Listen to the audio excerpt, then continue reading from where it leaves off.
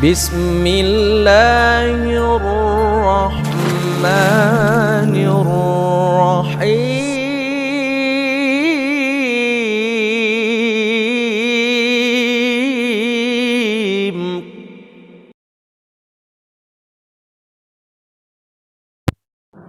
Zat yang maha pengasih, wadudun, dan zat yang maha al-wadud. Kemudian juga disebutkan dalam surah Al-Buruj ayat 14 ketika mengkisahkan tentang Ashabul Ukhdud. Allah Subhanahu wa taala berfirman, "Wa huwal ghafurul wadud dzul arsyil majid."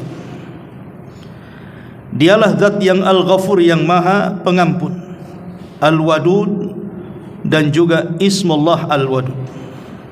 Apa itu Al-Wadud di sini? Ma'asyiral muslimin yang dimuliakan Allah Subhanahu wa taala, Al-Wadud diambil dari kata kerja wadda.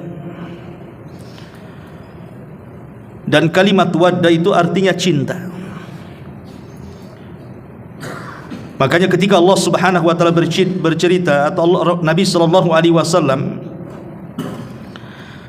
ketika berfirman atau bersabda, Nabi sallallahu alaihi wasallam mengatakan, kama yawaddu ahadukum akha, sebagaimana seseorang itu yawad, mencintai saudaranya. Maka Al-Wadud artinya zat yang maha mencintai hamba-hambanya. Itulah kalimat Al-Wadud diambil dari mawaddah. Dan Allah Subhanahu wa taala menyebut 5 kali dalam Quran makna mawaddah itu artinya cinta. Ma'asyiral muslimin yang dimuliakan Allah Subhanahu wa taala, disebutkan oleh Al-Imam As-Sa'di, seorang ahli tafsir, dia mengatakan, Al-Wadud alladhi yuhibbu anbiya'ahu wa rasulahu wa atba'ahu wa yuhibbunahu. Nama Allah Al-Wadud adalah zat yang mencintai nabi-nabinya, mencintai rasul-rasulnya, dan mencintai seluruh pengikut-pengikutnya, dan dia sangat mencintai mereka. Kemudian juga disebutkan oleh Al-Imam Al-Qurtubi, Al-Wadud artinya al-mahabbatu li awliyai, di mana Allah Subhanahu wa taala sangat mencintai wali-walinya. Dan juga disebutkan oleh Al-Imam Al-Khattabi, mana Al-Wadud artinya yuwaddiduhum ila khalqi, di mana Allah Subhanahu wa taala sangat mencintai makhluk-makhluknya. Itulah kalimat Al-Wadud dari nama-nama Allah Subhanahu wa taala.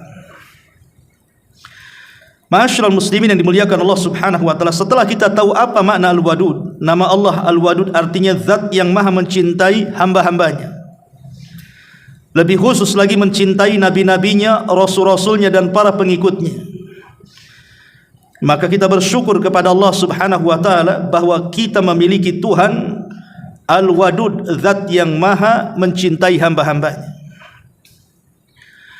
Al-Imam Ibnul Qayyim rahimahullahu taala, beliau mengatakan, bukan sesuatu yang sangat mengherankan apabila ada seorang hamba mencintai tuannya, karena memang seorang hamba seharusnya sudah layak mencintai tuannya, karena hajat dan kebutuhannya sangat dipenuhi tuannya.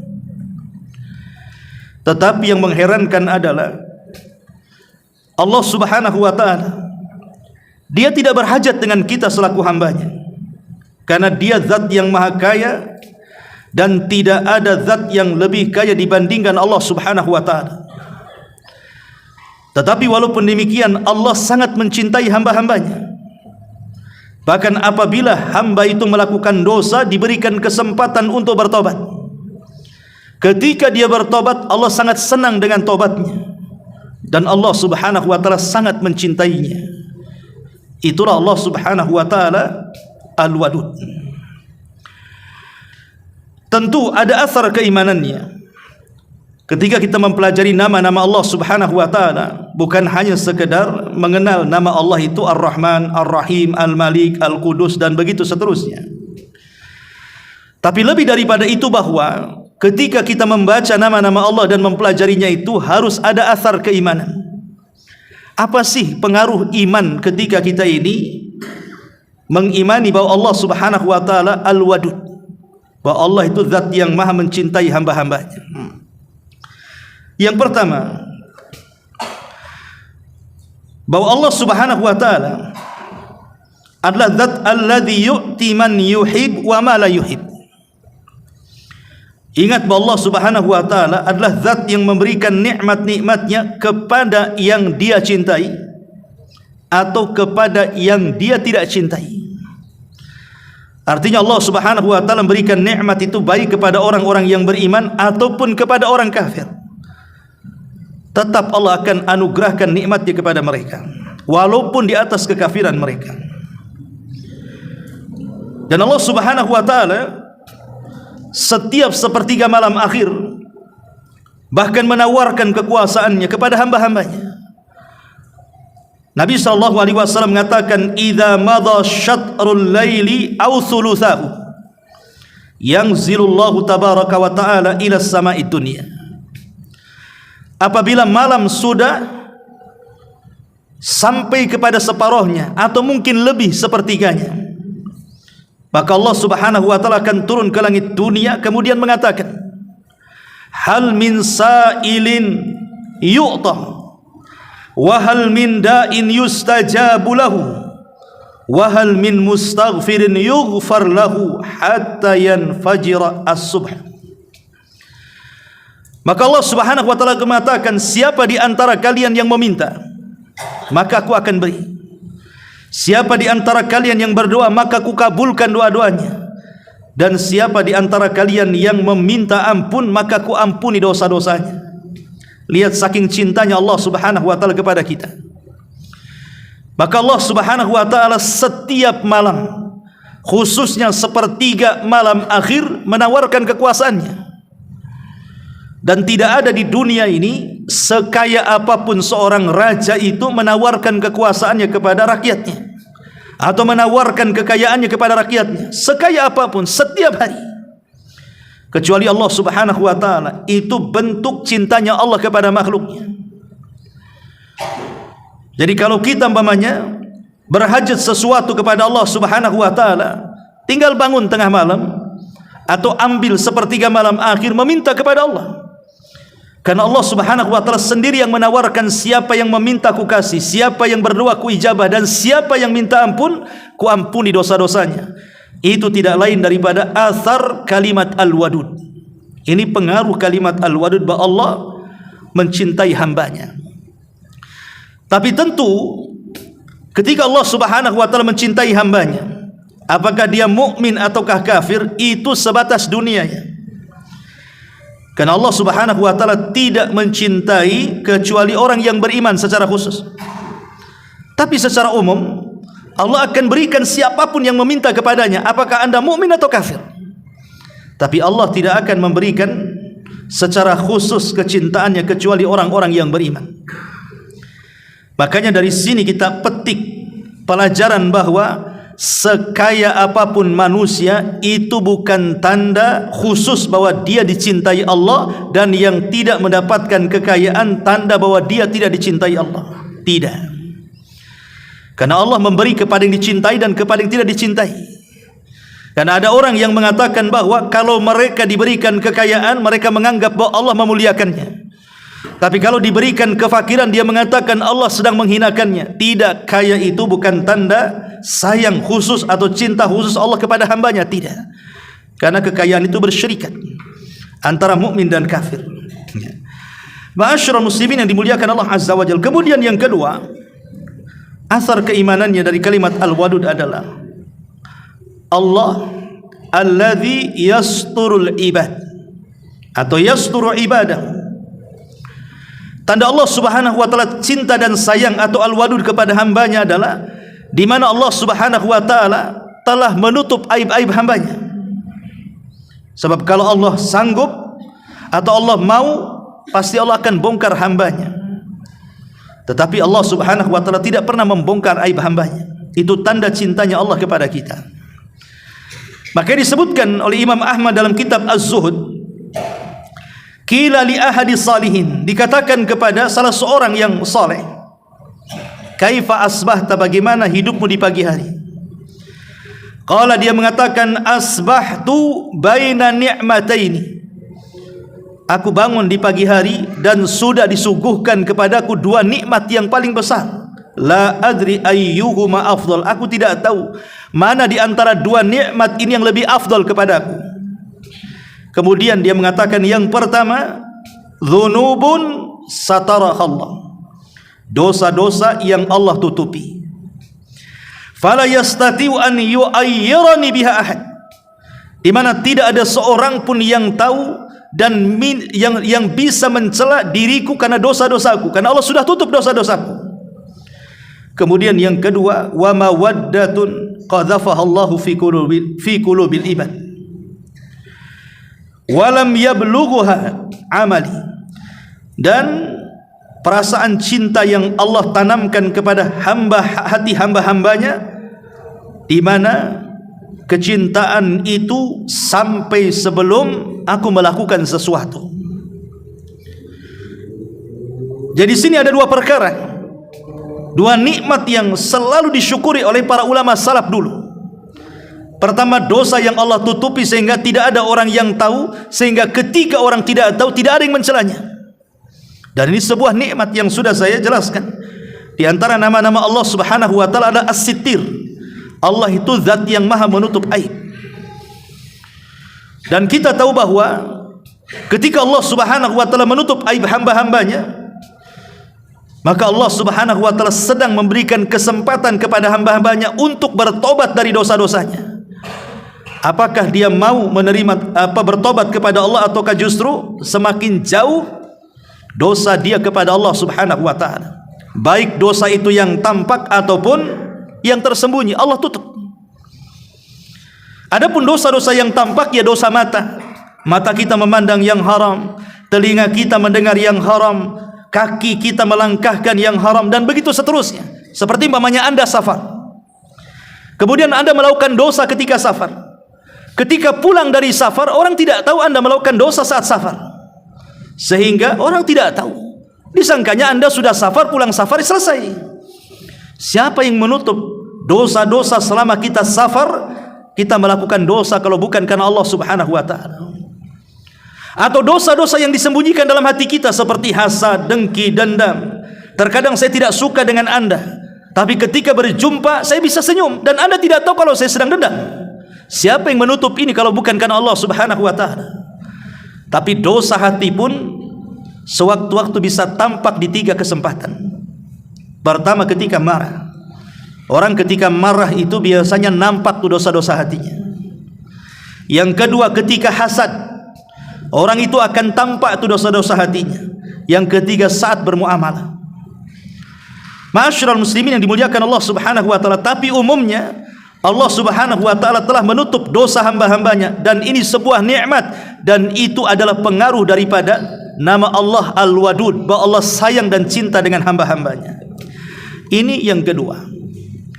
Kemudian yang ketiga, di antara pengaruh iman nama Allah Al-Wadud adalah, idza ahabballahu azza wa jalla abdahu habbabahu ila khalqi. Ingat, kalau Allah subhanahu wa ta'ala sudah mencintai hambanya, sudah wadud kepada hambanya, sudah sangat cinta dengan hambanya, maka Allah subhanahu wa ta'ala akan tanamkan kecintaan makhluk kepada orang yang Allah subhanahu wa ta'ala cintai dari hamba-hambanya. Dan ini sebuah nikmat besar. Ingat hadis yang ma'ruf, ketika Allah subhanahu wa ta'ala mencintai seorang hamba, apa kata Rasul? Idza ahabballahu al-'abda nadahu Jibril. Apabila Allah subhanahu wa ta'ala mencintai seorang hamba, maka yang pertama kali dipanggil adalah malaikat Jibril. Kemudian Allah katakan kepada Jibril, ya Jibril, inni uhibbu fulanan, saya sangat suka dengan si fulan. Fa ahibbahu, engkau harus cinta juga dengan si fulan.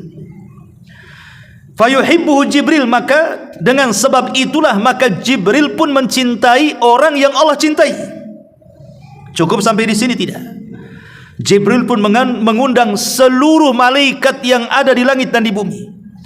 Kemudian Jibril mengatakan, ya malaikat Allah, innallaha yuhibbu fulanan fahibbuhu. Wahai malaikat-malaikat Allah, dimanapun kalian berada, Allah sudah mencintai seorang hamba, maka kalian harus cinta juga kepada seorang hamba yang Allah cintai itu.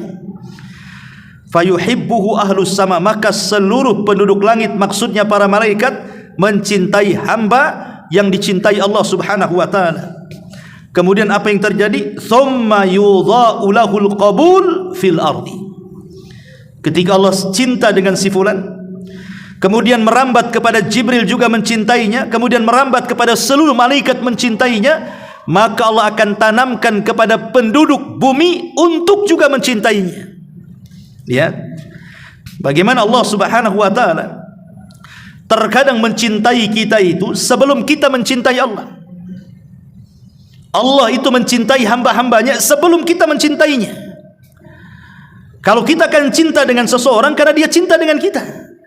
Kalau dia benci dengan kita, kita pun benci dengan dia. Tapi Allah subhanahu wa ta'ala sebelum hamba itu mencintai dirinya, Allah sudah lebih dulu mencintai hamba-hambanya. Dan ini luar biasa, Al-Wadud, ya. Nama Allah subhanahu wa ta'ala Al-Wadud. Ini yang ketiga. Kemudian yang keempat, Al-Wadud subhanahu wa ta'ala huwal wadu li awliyaihi wal maudud lahum. Kita tahu bahwa kalau kita bicara bahasa Arab, Al-Wadud itu memiliki makna al-fa'il dan memiliki makna al-maf'ul. Anda yang belajar bahasa Arab tahu apa itu fa'il, apa itu maf'ul. Fa'il itu artinya pelaku, kalau maf'ul itu artinya objek. Jadi Al-Wadud itu bisa diartikan yang mencintai dan yang dicintai. Adapun yang mencintai artinya Allah mencintai wali-walinya, mencintai nabi-nabinya, mencintai rasul-rasulnya, mencintai para pengikutnya. Itulah Al-Wadud memiliki makna al-fa'il. Tetapi yang dimaksud Al-Wadud memiliki makna al-maf'ul, artinya objek. Yang dicintai berarti Allah itu dicintai wali-walinya, dicintai rasul-rasulnya, dicintai nabi-nabinya, dicintai para pengikutnya. Dia yang mencintai dan dia juga yang dicintai, mencintai wali-walinya dan dicintai wali-walinya. Itulah Al-Wadud. Ma'asyiral muslimin yang dimuliakan Allah subhanahu wa ta'ala, tentu kecintaan Allah subhanahu wa ta'ala sebagai pelaku kepada wali-walinya tidak lain dan bukan itu karena kecintaan kita kepada Allah subhanahu wa ta'ala. Jadi kalau kita mencintai Allah, maka Allah akan balas kecintaan kita dengan kecintaan yang jauh lebih besar dari Allah kepada kita. Berbeda dengan makhluknya. Terkadang ada orang yang mencintai kita tapi tidak kita pula mencintai dia. Tapi kalau kita mencintai Allah dengan cara melaksanakan banyak amal saleh dan ketaatan kepada Allah, maka Allah akan lebih mencintai hamba-hambanya. Bahkan akan ditambah lagi, bukan hanya cinta tapi juga didatangkan ampunan.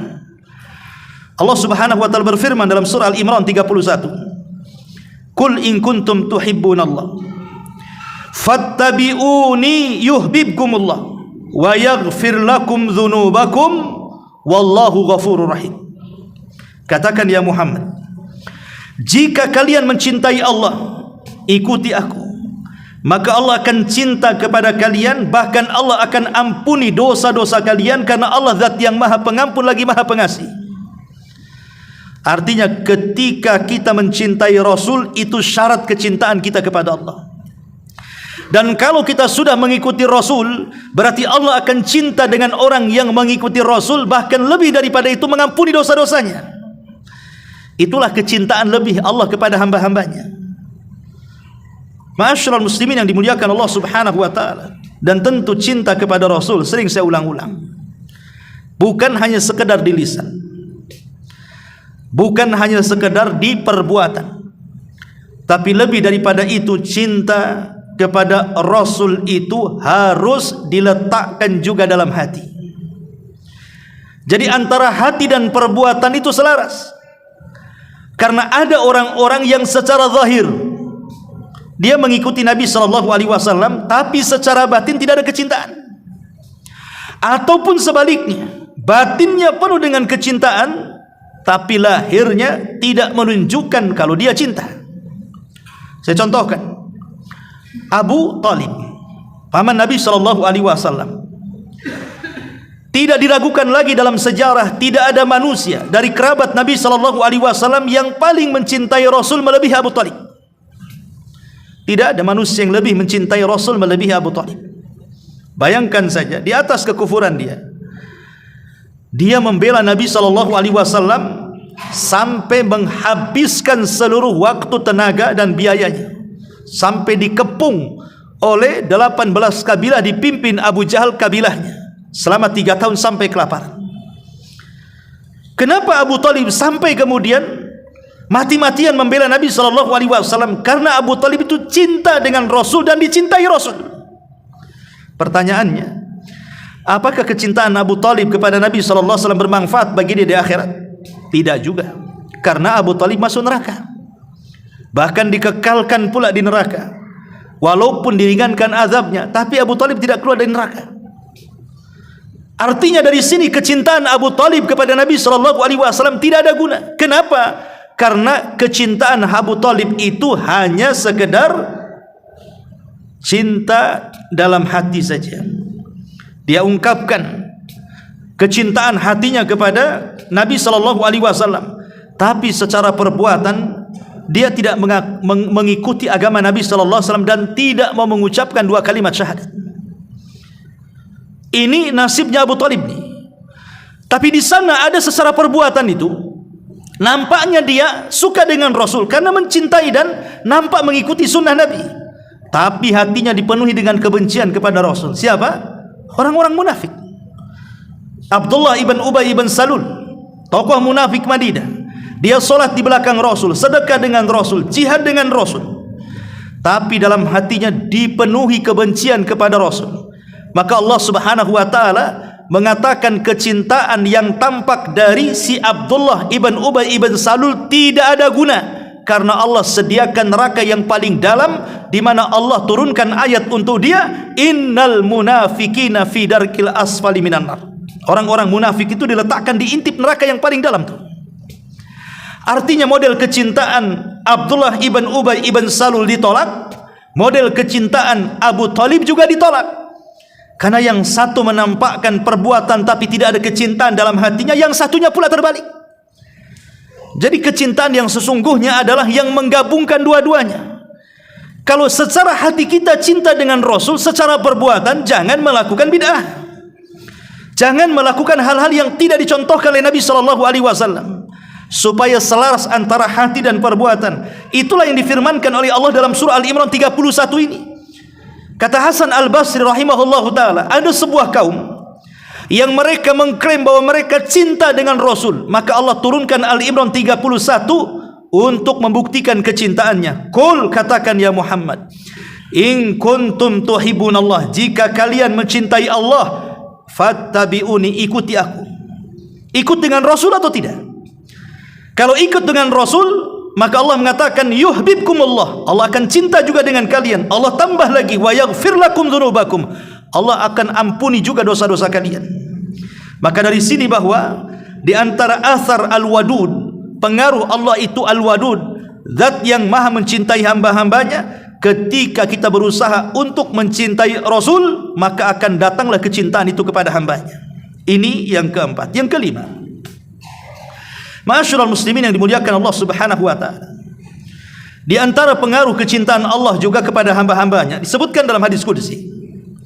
Hadis dari Abi Hurairah radhiyallahu anhu, Nabi SAW bersabda, Allah berfirman, man 'adali waliyan faqad adzantuhu bil harbi wa ma taqarraba ilayya 'abdi bi syai'in ahabba ilayya mimma aftaradtu 'alaihi wa ma yazalu 'abdi yataqarrabu ilayya bin nawafil hatta uhibbahu fa idza ahbabtuhu kuntu sam'ahu alladhi yasma'u bihi wa basarahu alladhi yubsiru bihi wa yadahu allati yabtishu biha wa rijlahu allati yamshi biha wa in sa'alani la'u'tiyanna wa la in ista'adzani la'u'idhanna.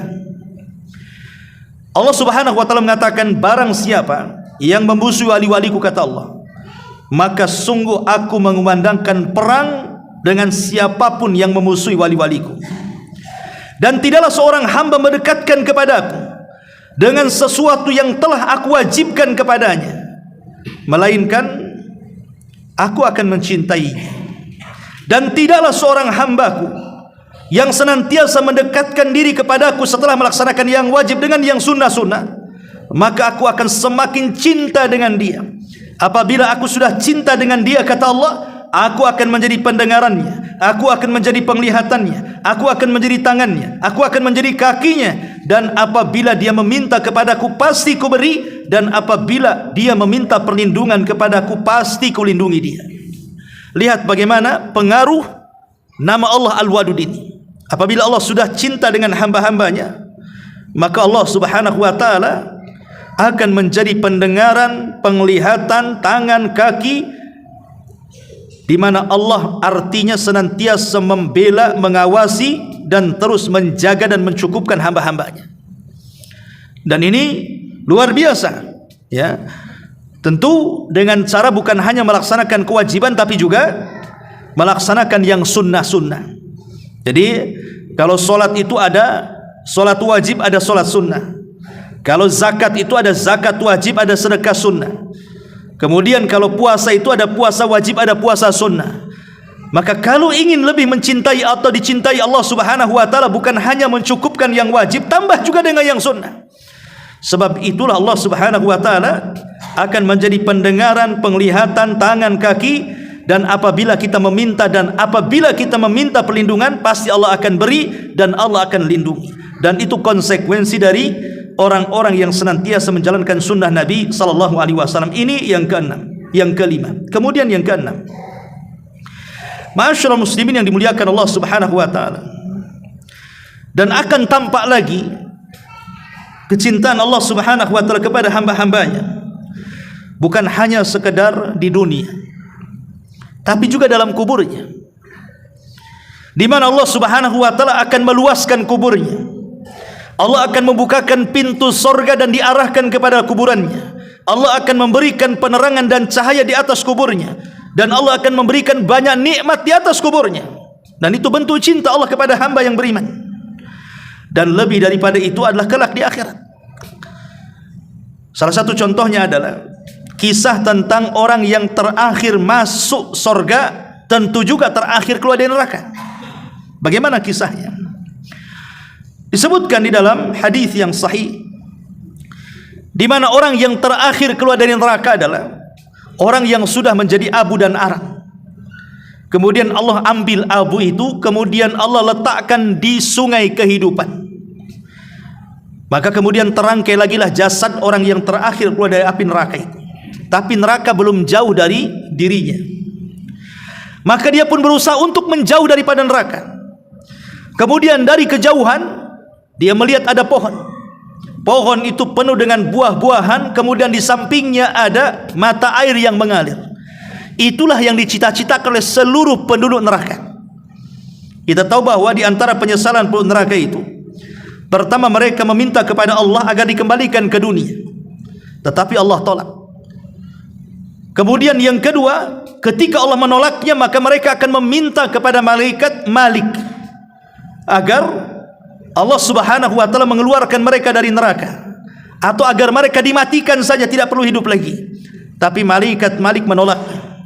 Kemudian mereka meminta kepada seluruh malaikat yang ada di neraka, oke, kalau kami tidak bisa kembali ke dunia, kami juga tidak akan mati di neraka, ya sudah, ringankan saja. Tapi juga para malaikat mengatakan, kalian tidak mungkin diringankan siksanya. Ketika mereka tidak bisa diringankan, mulailah mereka melirik kepada penduduk sorga. Karena antara sorga dan neraka itu ada jendela yang bisa saling melihat. Kemudian penduduk neraka mengatakan kepada penduduk sorga, an afidhu alaina minal ma', berikan satu tetes air yang Allah berikan kepada kalian, atau berikanlah buah-buahan atau makanan yang Allah rizkikan kepada kalian. Tapi jawaban penduduk sorga mengatakan, innallaha harramahu ma'alal kafirin, Allah haramkan kepada orang-orang kafir. Jadi selamanya orang kafir akan tersiksa. Jadi angan-angannya penduduk neraka itu yang paling akhir adalah ingin merasakan setetes air surga ataupun buah-buahan yang ada di surga.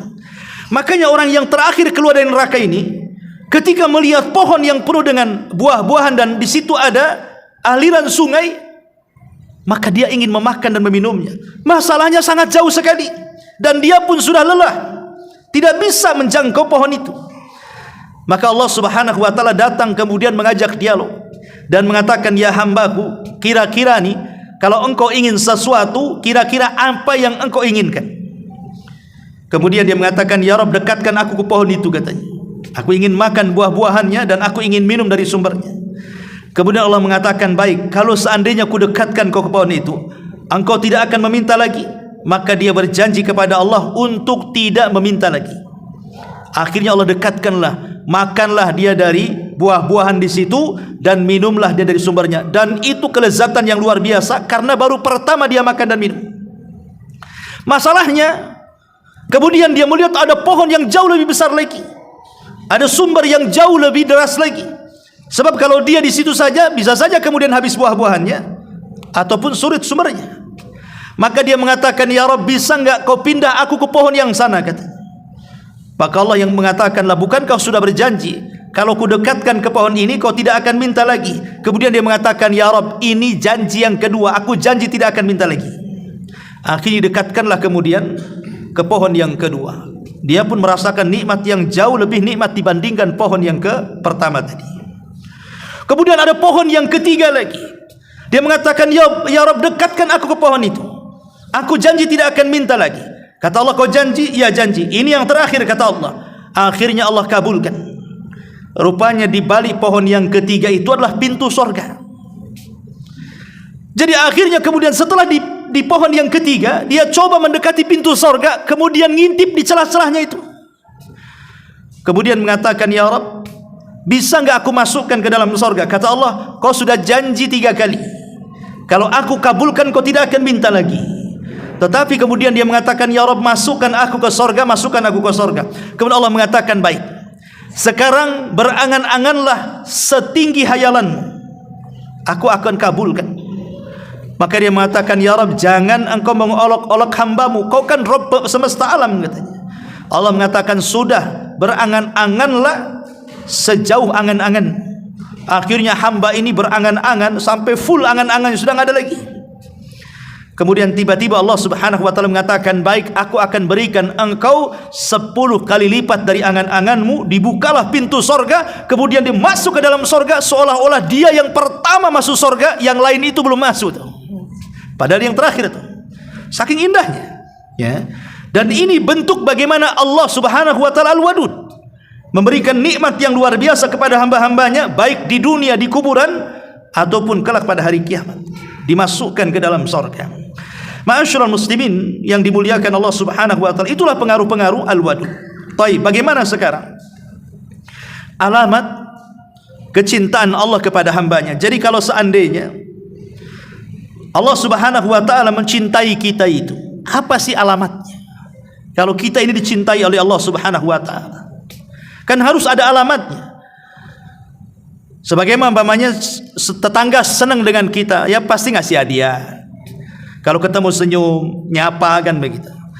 Lalu apa tandanya Allah Subhanahu wa taala itu cinta dengan hamba-hambanya itu? Dengan kita itu apa tanda-tandanya?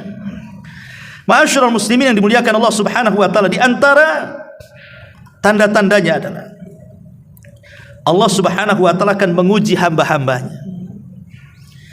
Jadi kalau Allah Subhanahu wa taala berikan ujian kepada kita, entah berupa ekonomi, entah berupa kesehatan, entah berupa kematian orang-orang yang kita cintai, itu salah satu alamat Allah suka dan cinta dengan kita. Ini yang terkadang rahasia ini kurang dipahami orang-orang yang mendapatkan musibah ini. Karena orang yang mendapatkan musibah itu, terkadang mereka tidak terpikir bahwa dia sedang dicintai Allah, sehingga Allah sedang menguji dia. Apakah betul keimanannya atau tidak? Ataukah betul kesabarannya atau tidak? Sehingga kemudian kebanyakan orang-orang yang mendapatkan musibah itu, mereka tasahud. Tasahud itu artinya menolak takdir dengan hati dan lisannya. Ini yang paling parah. hatinya tidak terima, lisannya pula berteriak-teriak tidak terima. Tetapi kalau orang paham bahwa ujian itu adalah bagian daripada tanda cinta Allah Subhanahu wa taala, maka pasti orang yang mendapatkan ujian itu akan tenang. Karena Rasul yang mengatakan, innallaha idza ahabba 'abdan ibtalahu. Allah itu kalau cinta dengan hambanya, pasti Allah uji hamba itu. Kemudian di ujung hadis Rasul mengatakan, fa in radiya, kalau dia redha dengan ujian itu, falahur ridha, maka dia akan mendapatkan redhanya Allah. Wa in sakhita falahu suhtu, kalau dia tasakhut, menolak takdir, maka Allah akan murka kepadanya. Lihat bagaimana di sini tanda cinta Allah itu adalah ketika kita diuji. Contoh saja kisah yang sering saya kisahkan, kisah Nabi Ayub. Nabi Ayub alaihi salam itu kan diuji oleh Allah dengan berbagai macam ujian. Lengkap ujian Nabi Ayub itu. Pertama, kematian orang-orang yang dicintainya. Semua 12 anaknya yang laki-laki meninggal semua. Yang kedua, hartanya ludes. Semua hartanya habis sampai dia kolab dan bangkrut. Kemudian yang ketiga, ditimpa kesehatannya dengan berbagai macam penyakit. Coba, apa enggak komplit itu? Ya, kesehatannya diuji, hartanya diuji, anaknya diuji lagi. Komplit itu namanya. Kadang orang kan diuji anak tak mati tapi harta mungkin gulung tikar. Harta tidak gulung tikar tapi anak pula meninggal dunia.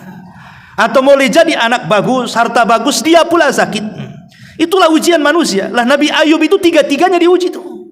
Sampai pada suatu hari setelah 18 tahun dia mendapatkan ujian itu, adalah 2 orang yang bicara dan terdengar ke telinga Ayub. Jangan-jangan Ayub itu ditimpa penyakit itu karena dikutuk Allah. Boleh jadi dia melakukan dosa yang tidak pernah dilakukan kaumnya.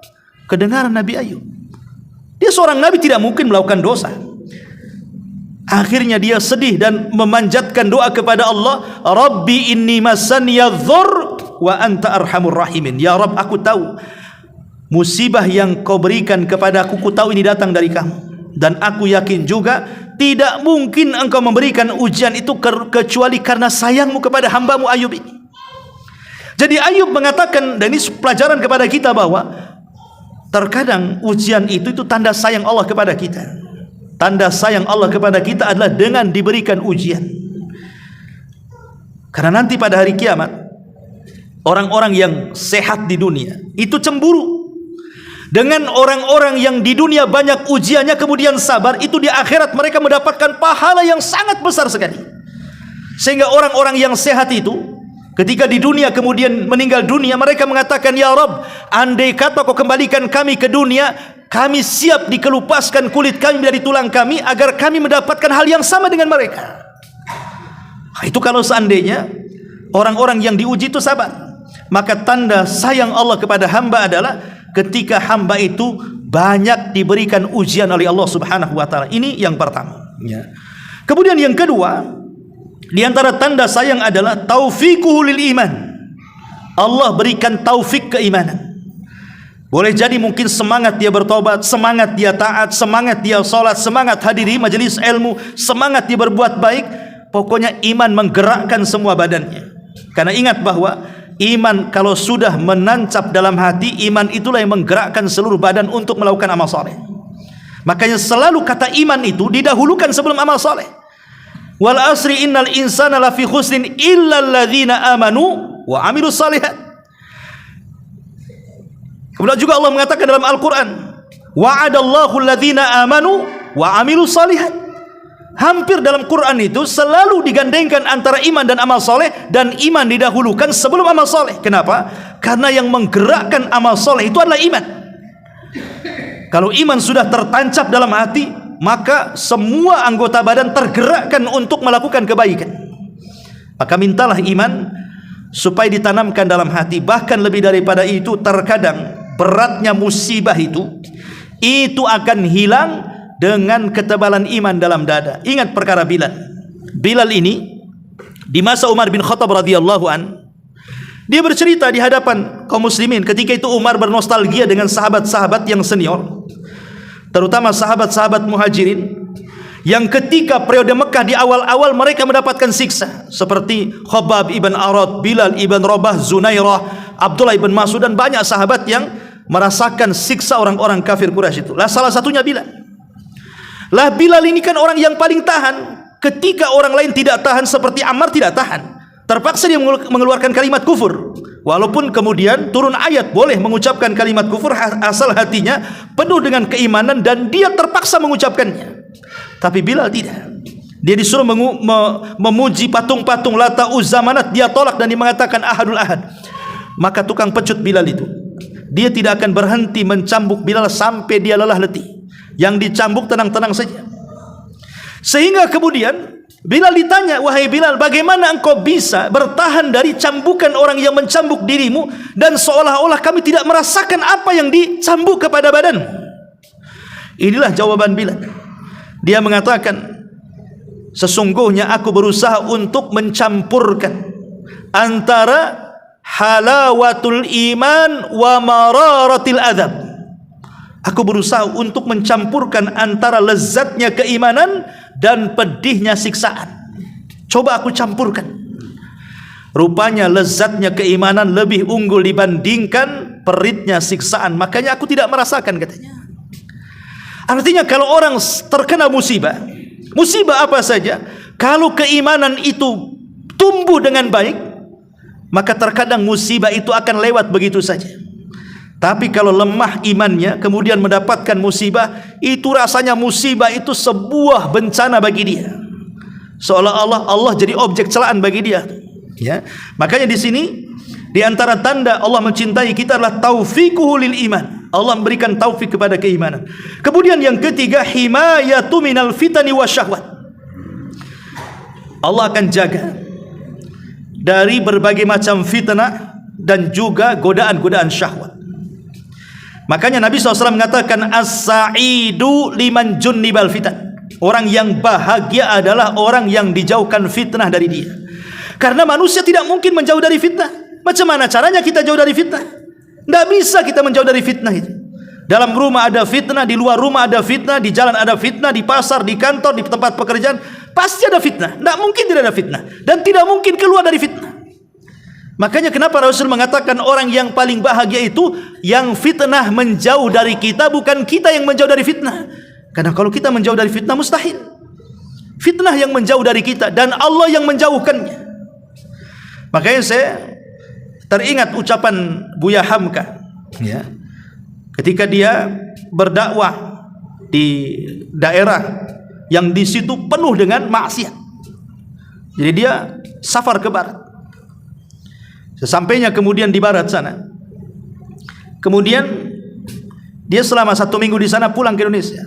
Kemudian ditanya, apakah di sana penuh dengan kemaksiatan kepada Allah Azza wa Jalla, mungkin semacam lokalisasi atau mungkin bar atau tempat-tempat maksiat. Kata Buya Hamka, aku tidak dapati itu semua. Katanya di barat itu apa namanya? Oh, penuh dengan maksiat, penuh dengan syahwat. Tidak, selama aku di sana aku tidak pernah mendapati tempat-tempat itu. Kemudian orang ini mengatakan, ya Buya, nggak mungkin lah, namanya di barat itu kan tempat syahwat. Apa jawaban dia? Ya, karena ketika aku safar, aku tidak ada niat untuk mencari maksiat di sana. Maka aku tidak dapati tempat-tempat maksiat karena aku tidak ada niat mencari maksiat. Tapi kalau ada niat mencari maksiat, walaupun tempat tersembunyi sekalipun pasti ditampakkan kepada dia. Ya. Artinya apa di sini? Orang kalau niat safarnya maksiat, walaupun tempat maksiat itu boleh jadi mungkin di lubang semut, pasti akan tahu dia di situ. Karena dia akan mencari-cari. Tapi kalau seandainya tidak ada niat untuk maksiat, nggak akan ketemu, nggak niat maksiat. Yang dilihatnya toko-toko gitu saja kan begitu.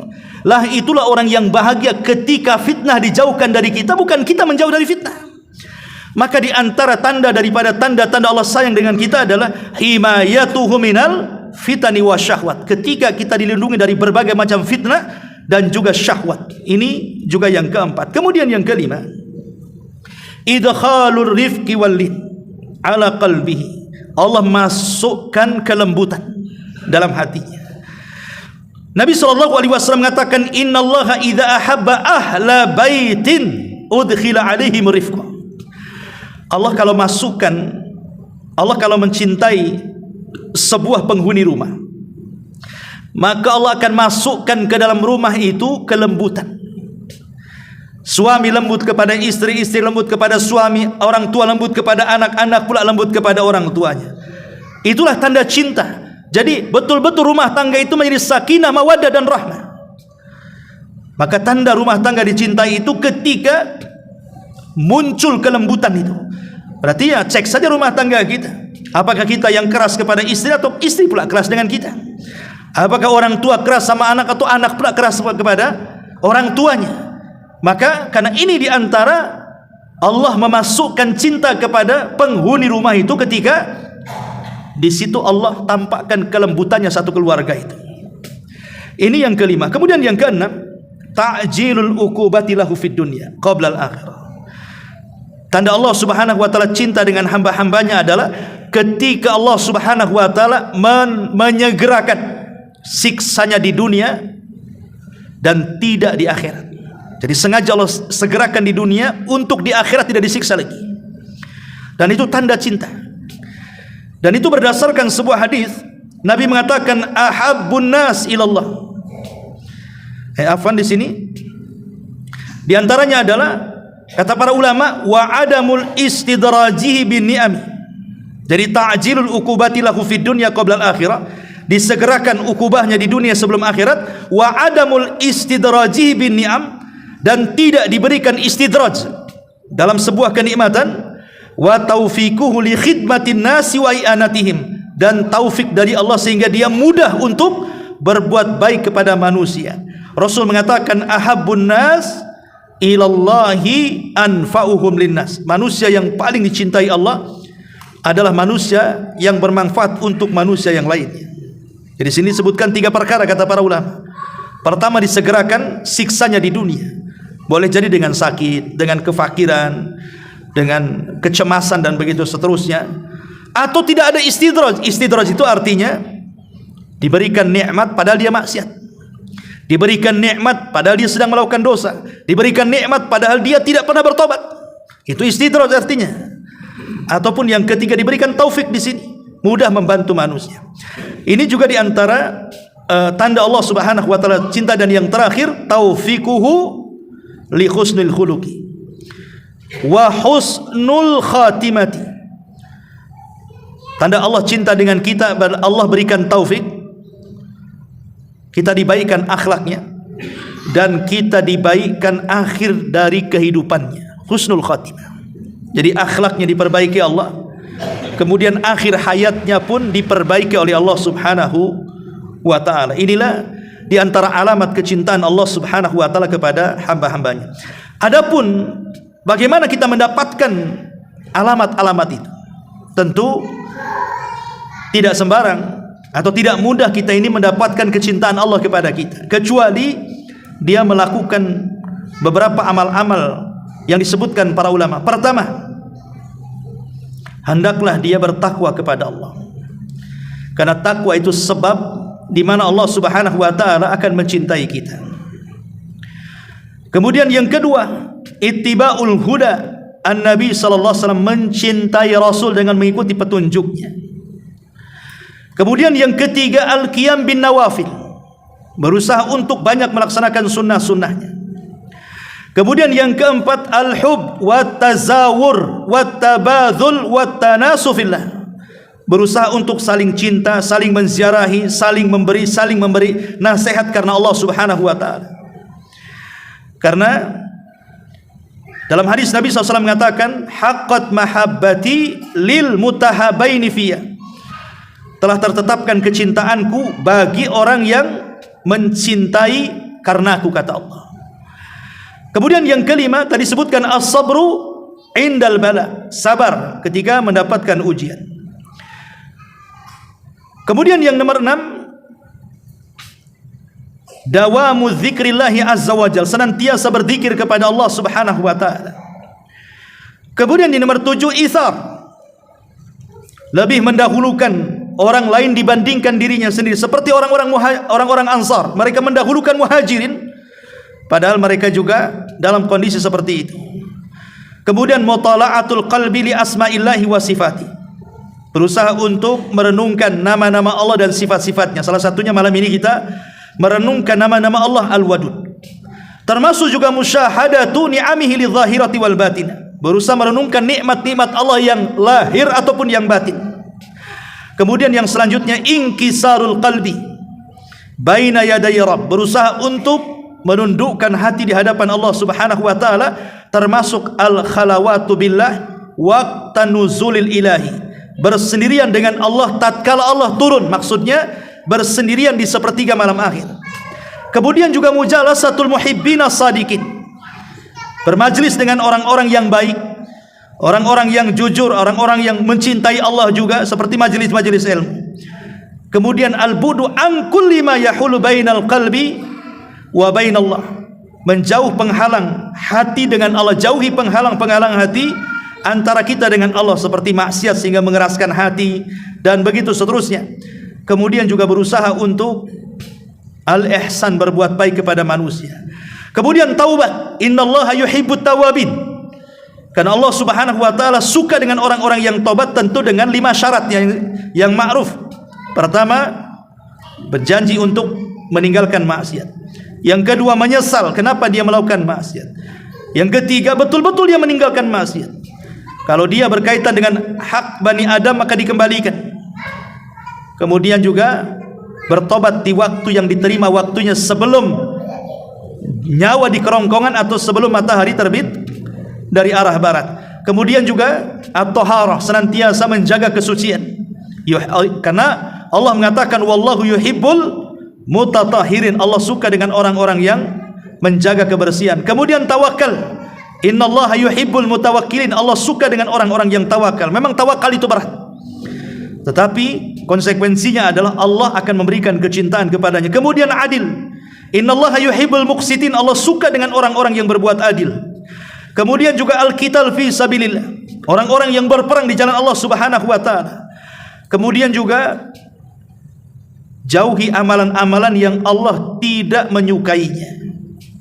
Kemudian cintailah seseorang karena Allah, kemudian benci juga seseorang karena Allah Subhanahu wa taala, dan banyak lagi ini secara singkat karena waktu juga. Inilah di antara nama Allah Al-Wadud, di mana Allah Subhanahu wa taala zat yang maha mencintai hamba-hambanya. Wallahu alam, subhanaka wa bihamdika asyhadu an la ilaha illa anta astaghfiruka wa atubu ilaik. Allahu taala alam. Assalamualaikum warahmatullahi wabarakatuh.